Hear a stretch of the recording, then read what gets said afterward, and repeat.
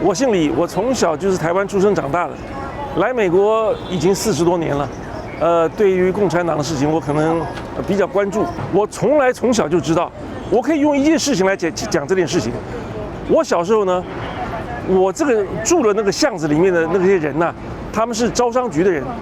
招商局是干什么？是跑那个远洋的那个航线的，专门跑远洋的商船。这些商船呢，打的是外国的标志，譬如说是巴拿马，还是一些其他国家。这些商船它可以在中国大陆靠岸的。共产党倒是不去管这些船员究竟是哪里来的，他只看你的旗帜。结果呢，我的邻居呢，那时候我还很小，我的邻居呢，跑船的人到了中国大陆的时候，我相信他是贿赂啊。大概用钱啦，用美金啦，还是用洋酒啦、洋烟啦，去贿赂那个管理的人员啊，就偷偷摸摸上去了。他们应该是不可以上去的。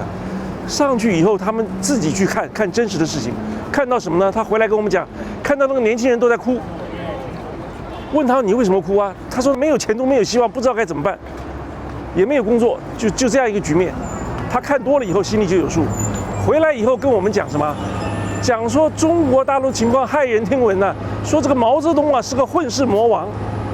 我从小我就认定，这种自己跑上去看到的是真实的，他看的不是中国大陆给他安排的样板，是自己看到了真实情况。所以我从小就很了解共产党怎么回事。中共自己的内部矛盾，它永远都是矛盾的。共产党永远要树立一个共同的敌人，大家来打击，否则的话，他这个党本身自己就内讧，马上会瘫掉。所以他永远搞这一套。他的伪光正是因为关起大门来自己宣传的结果。那个头脑清楚，大陆有很多人头脑也很清楚的，他心里有数，知道共产党什么货色。但是也有一些人是很不清楚的，真的被他洗脑，自己还不知不觉。可是这种被他洗脑的人，我觉得他自己要负最大的责任，不能光说共产党帮他洗脑了。共产党关起大门来不让你知道外面的事情，那是怎么回事？你脑袋一转就应该知道怎么回事，因为他说谎。他说的都跟外面不一样，所以不敢让你知道外面怎么样。你只要一念之间，你就应该明白。你怎么会去听他讲什么呢？你自己要负最大责任。共产党的灭亡，在国际上对他开始有比较清醒的认识，是在最近这2、3年的事，尤其是经过了这个武汉肺炎之后，清醒了之后，大家就会产生这样的共识，一定要对抗这个魔鬼。如果不是有这个武汉肺炎这场灾难的话，恐怕这个认识还不这么清醒。虽然前面那个 Trump 已经让大家清醒了一些，可是呢还是不够清醒。即使现在这个情况，我觉得还是清醒的程度不够，他还有一段时间可以苟延残喘，只不过他会每况愈下。如果大家一边那些共产党的党员一边在中国大陆在里面还是共产党，表面看起来是这样，另外一边呢，他自己办了一个3退，也就是说他已经跟共产党划清界限了。那这样子的人一大堆在共产党里面，对共产党来讲当然是很大的威胁了，是不是这样子？应该是很大的威胁了。3退其实对那些共产党员，很可能在共产党解体灭亡的那个时候，对他产生保护作用。为什么呢？痛恨他的人太多了。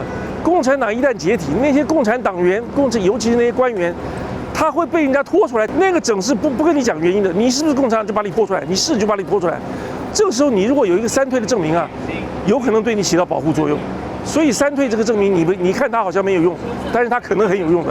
如果你真的做了这么一件事，你心里会平安，因为我跟那个邪恶的政权已经彻底划清界限了，我自己心里有数。虽然我不能够公开声明，但是我心里有数。这样子你的心里会平安，当然就对你的声音就会受益了。那些人呢，被共产党欺骗，其实他自己要负最大的责任。共产党在误导他。共产党在误导他，但是问题是他自己要负最大责任。一个惯性强奸犯强奸了1个人，强奸了10个人，这种人被人家认为应该跟人群，就是跟正常社会隔离，彻底隔离。为什么？他恶性重大。同样的道理，那一些支持被共产党不管是洗脑还是为了各种其他原因去支持共产党的人呢，他制造的罪恶啊，比那些惯性强奸犯大100倍、1000倍、10000倍。那些惯性强奸犯害死了1个人，害死了10个人，他害死了多少人呢？那种帮共产党宣传的，他1个人害死了几千万、几十万、几百万、几千万可能，所以他的罪恶是极严重的。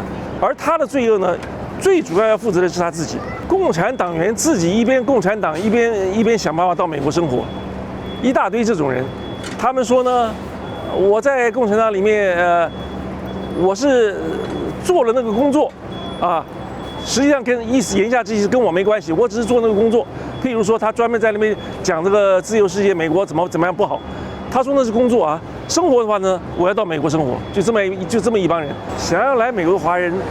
如果你是那种被共产党蒙蔽的人，你应该到了自由世界，有这么多资讯可以看，你应该自己要清醒过来，这是你的责任，很重要的一个责任。你如果就这样子一路下去，现在就有很多这种人，尤其是那个老一辈的那些人呢，头脑不清醒，到了这边还要支持共产党，他将来的下场就会很悲惨，很悲惨。人家会把他踢出去，你非我族类，根本跟你划清界限。